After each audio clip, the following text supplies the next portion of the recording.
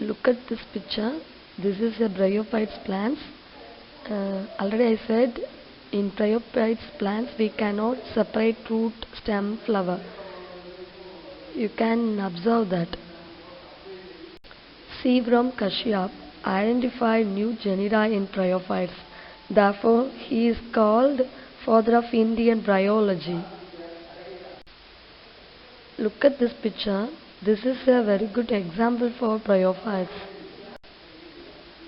Amphibians of plant kingdom. We already see about amphibians in animal. What does mean by amphibians? It can survival in both land and water. So these plant also survival in plant and land. That's why it's called amphibians of plant kingdom. Bryophytes plants, groups of plants also have not vascular tissue. Vascular tissue is nothing but vascular tissue referred to xylem and phloem. So bryophytes groups of plants also have not xylem and phloem. That's why called vascular cryptogames. They are also called as amphibians of plant kingdom because it's need to survival land also because water is very necessary to their fertility.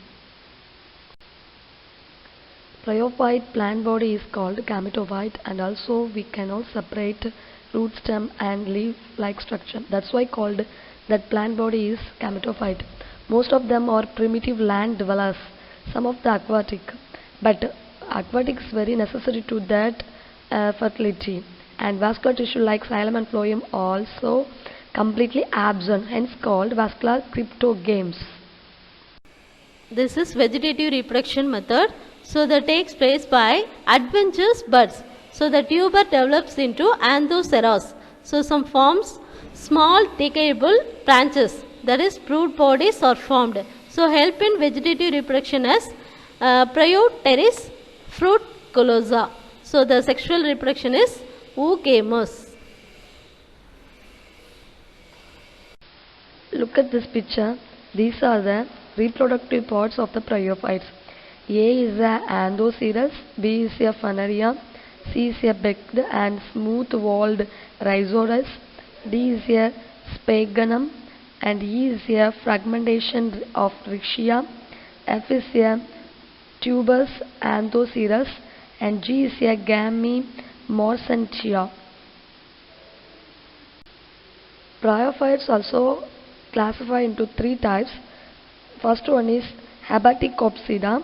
For the best example, Rixia. Then second one is Anthocerotopsida. For the best example, Anthocerus. Then last one is Bryopsida. Best example is Funaria. Most of the bryophytes groups of plants give more commercially used. They are given below. Sphagnum and peat are also used in horticulture and major role in soil formation though succession and help in soil conservation. It's very help to us.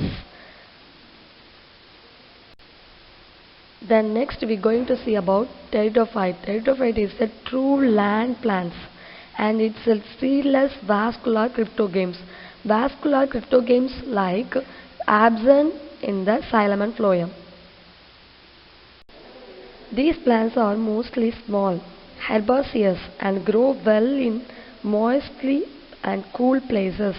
The photographs for some pteridophytes are given below. These are the pteridophyte plants.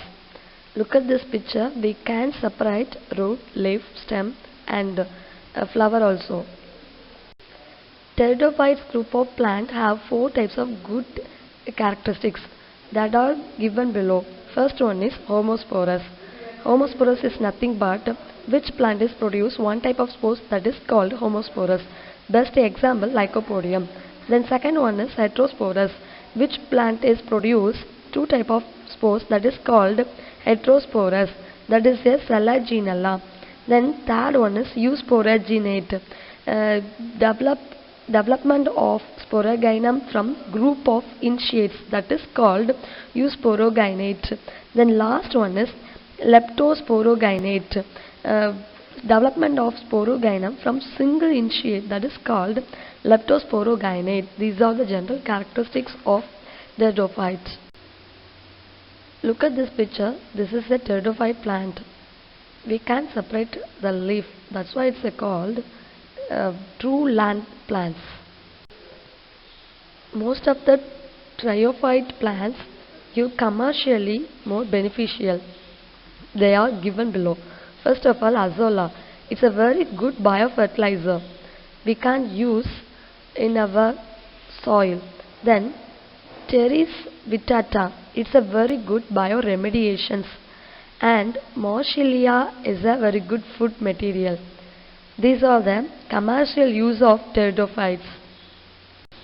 Now we are going to see about stele. The term stele refers to the central cylinder of vascular tissues consisting of xylem, phloem, pericycle and sometimes medullary rays with pith. These items are called stele.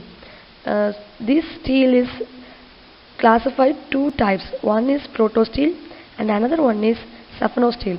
Protostele also classified haplostele and actinostele, lectostele and mixed protostele. Then saphenostele also classified ectocephalostele and ambifolic saphenostele, solanostele, ectofolic solanostele, ambifolic solanostele. Look at this picture. These are the different types of stele. From start to now, we discuss about bryophytes, tritophytes and stele. Bryophyte is an amphibians of plant kingdom. Pteridophyte is a true land plant and stele is a term of central cylinder of vascular tissues consisting of xylem and phloem, sometimes medullary rays with pith. This is a stele. So this is a homework time. Make 25 short questions answer. Make 10 fill in the blanks. Okay. Thank you, students.